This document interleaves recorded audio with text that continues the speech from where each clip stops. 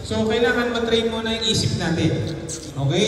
So, ikaw kuya, may tanong muna ako bago tayo. Tayo ka kuya. Tayo ka. Ikaw kuya. Ikaw yan. Okay, tayo ka. Anong name mo? Ninyo. Ikaw, tayo ka kuya. Hindi, huwag ka umalis. Okay, halika dito. So, I'll give you an example. Okay, bigyan ko ng example. Opo. When you isip na meron siya, no? So, kailangan mag-build natin yung isip niya ng gano'n. Kasi, ang dami kong batang tinuturuan na kapag nakitang ganyang kalaki yung kalaban, umaayaw na. Okay. Nakikita niyo yung sinasabi ni Coach? Okay, sit down. Ganito rin po yung story ni David and Goliath sa Bible. No? So, kaya yung tema ni Coach J.M. Adamos is Impossible Basketball is, hindi ko upo ka na, baka lalo kang tumangkad, malakihan mo pa ako eh. No? So, yung tema ni Coach kung bakit niya sinasabi yun, na unahin natin yung ating isip, kasi kapag binago natin yung mindset natin, ay, pag nakakita ka ng malaki yung kalaban, ay, talo na kami. So, example natin si David and Goliath. No? Sa Bible, sino nakakapanood nung, nakakaalam na nung story ni David and Goliath? Very good. Isa pa lang. So, ikikwento ko pag hindi nyo pa alam. Dalawa. So, David and Goliath, si David ay ano? Ha? Anak ng pastol. Ano ibig sabihin nun?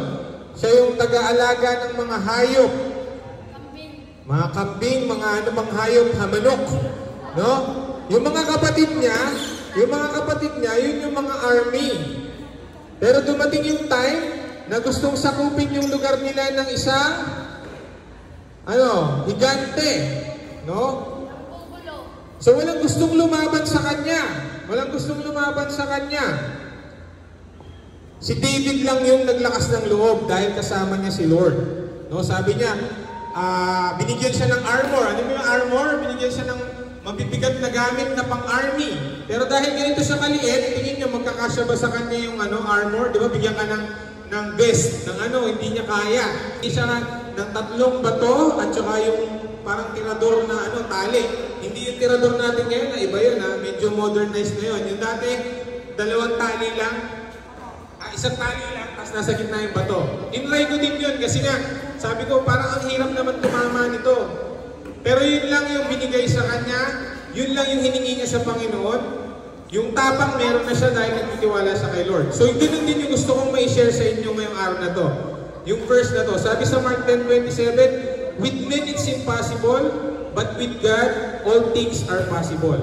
No? Naniniwala ako, kagaya ng patotoo ko sa buhay ko, nakagasin ganyan lang din ako kaliit sa kanya. 4'6" ako gumraduate ng high school, hindi talaga makuhang varsity.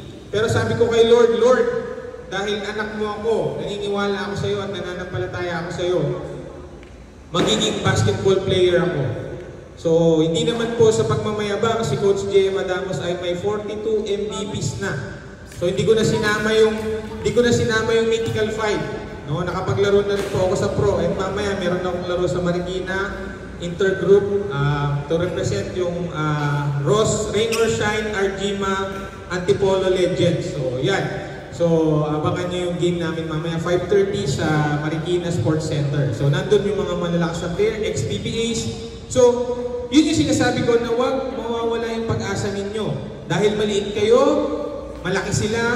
So, yung nakaraang game talagang sobrang laki. Kung mapapanood yung reels ko doon, ang laki ng kalaban namin talaga. Sobrang laki, parang 6'5". So, ganun kalalaki. So, meron kang Diyos na magbibigay sa'yo ng kalakasan. Meron Diyos na magbibigay sa inyo ng tiwala sa sarili, na mag-iingat sa inyo sa paglalaro. Okay? Amen? Okay, so sino takot lumaban kay Kuya? Ano alin nito, Kuya? Ninyo. Laban si Kuya, ano din muli? Kuya Prince. Kuya Prince. Umanda ka kay Kuya. Umanda ka Kuya Ninyo kay Kuya Prince. Huwag mo kakaldagin masyado. Baka malakihin mo naman ng konti. Okay? Okay? So, naiintindihan ba? Yung mind natin kailangan ready. Okay, sino nagpuyat? Taas ang kamay. Okay, hindi ready yung body mo, nagpuyat ka eh. Sino nag-ML? Sinong naglaro ng Ang tawag nito, Roblox. Oh, lahat po yan, ako. Lagot kayo kay coach ngayon, pagka binangga kayo, tatalsik kayo talaga. Okay, so paghandaan ninyo kapag maglalaro kayo, paghandaan nyo, mag-sleep kayo early. 8 hours of sleep. Kakain kayo ng mabuti, ng masustansyang pagkain. Huwag magpupuyat. Kasi masasayang din yung training ninyo. It's either ma-injury kayo pag nag-training kayo. Diba? Okay? So, sige. Tayo po ay manalangin.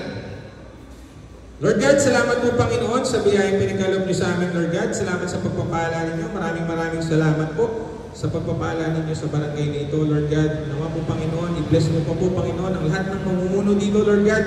Nawa Panginoon ay unahin kayo sa lahat ng bagay, maging sa mga decision makings nila, sa mga activities, sports, Panginoon, ay bibigyan nila sa magpapakalakas ng katawan ng mga kabataan sa bagong nayon, Lord God. Gabay niyo po sila, Panginoon. Bigyan niyo sila ng extraordinary strength para magawa ito, Panginoon. Extraordinary na sipag, Lord God, at yung kanilang isip, Panginoon. Bigyan mo sila ng katalino nagmula sa inyo para ma-handle ng mabuti itong mga bata at lugar dito sa bagong nayon, Lord God. Pagpalain niyo po sila, lalong-lalo na po ang aming chairman, Panginoon, na si Chairman Eman, Panginoon, Lord God. I-bless mo siya ng knowledge and wisdom na mula sa inyo kung paano hinandle ng mga tao mo, mga lingkod mo, yung mga tao sa Bible, Lord God, ay ganun din po magampanan yung kanyang pagiging chairman sa lugar nito. Pagpalain mo po siya and more power sa lahat ng nandito, Lord God. In Jesus' name we pray. Amen and amen. Okay, so ready na ba kayo? Picture muna tayo. Patiin nyo naman si chairman, ano to, bagong graduate to.